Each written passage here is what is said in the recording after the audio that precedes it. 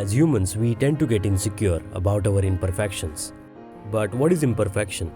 Feeling fear of being judged, feeling shame when we fail in exam, and feeling unworthy that you are not good enough for someone or maybe at the task at hand. So how do we fight against our paralyzing fear and self-consciousness? New York Times best-selling author and professor Brené Brown offers a powerful and inspiring book that explores how to cultivate the courage, compassion and connection to embrace your imperfections and help you recognize that you are enough. In this book summary, I have covered the core messages to help you understand it better. So let's dive in. Number 1. Courage. Nowadays, courage popularly believed as an act of heroism. You might think of heroism such as rushing into burning building to show how fearless you are, but in earlier definitions, courage was defined as putting your heart out there to speak one's mind without caring for anyone's opinion and risking discrimination and mockery. It takes a lot of courage to do that, and according to the author, that's true heroism. On the other hand, compassion describes as the ability to feel someone's pain and recognize that they are equal. Because we don't know what is going on in someone's life. Maybe one of their family member is sick, maybe they are facing marriage issues. So we do feel like supporting them in any way possible. But before you help someone, and also to be genuinely compassionate, author suggests you must first accept your own struggle and then only you can show empathy for the next person. The key here is set boundaries and hold people accountable. And that takes us to the third gift, which is connection. Author defines connection as the energy that exists between people. When you feel this person makes me feel important, values me, hears me out without any judgment, and in return, we do the same. We all have someone with whom we share everything. It's their grandparents or parents for some people, and for most people it's their best friend and partner. And that's what makes this relationship unbreakable. But in 21st century, we have many versions of connection. First, we feel we are not perfect or we are just needy. Second, we confuse online connection with realness because it doesn't help you create a bond or connection compared to reality. Because when you spend time with them, you get to know the other person's moods, flaws, and strengths.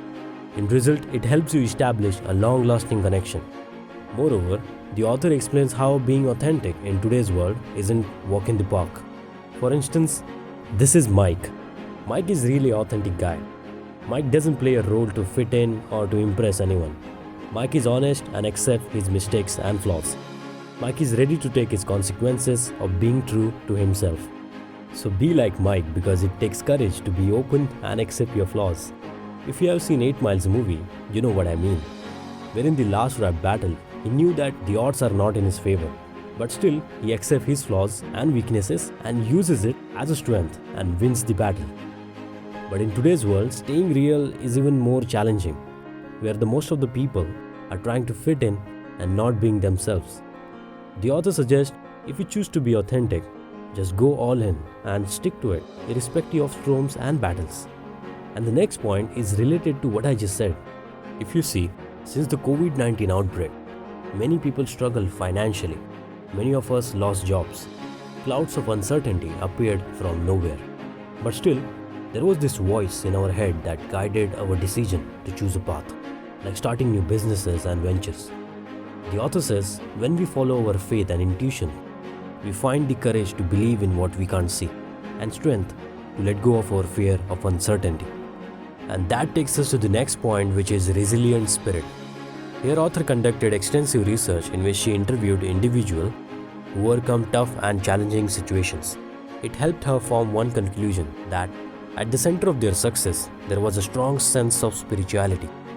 Author suggests spirituality brings a sense of perspective, meaning and purpose in our lives, and people should be courageous and compassionate enough to seek a spiritual connection. Author believes there is a difference between joy and happiness, where joy is always a step beyond happiness. For instance, when you have a good sum of money, you feel happy, and when it finishes, you feel sad. Happiness is a sort of atmosphere you live in when you are lucky. On the other hand, joy can come even when you have nothing to be happy about. For instance, when you are alone in nature or playing frisbee with your dog. Besides, the author advised to express yourself through creativity because it gives you room to be unique and helps you to take a break from demanding job and life, and how anxiety is the enemy of your self-growth when faced with bills, relationships, and anything to feed your anxiety. To overcome it, the author urged to practice calmness and stillness.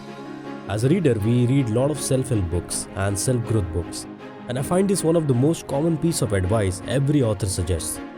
Because if few deep breaths can calm you down and help you not lose grip on your life, then what's the harm in it? In the end of the book, author emphasizes how important laughing, singing, and dancing like no one looking is, and how fulfilling it is for your life. Busy yourself with good work. In the other words of Howard Thurman, don't ask what the world needs, ask what makes you come alive and go do it. Because what the world needs is people who have come alive.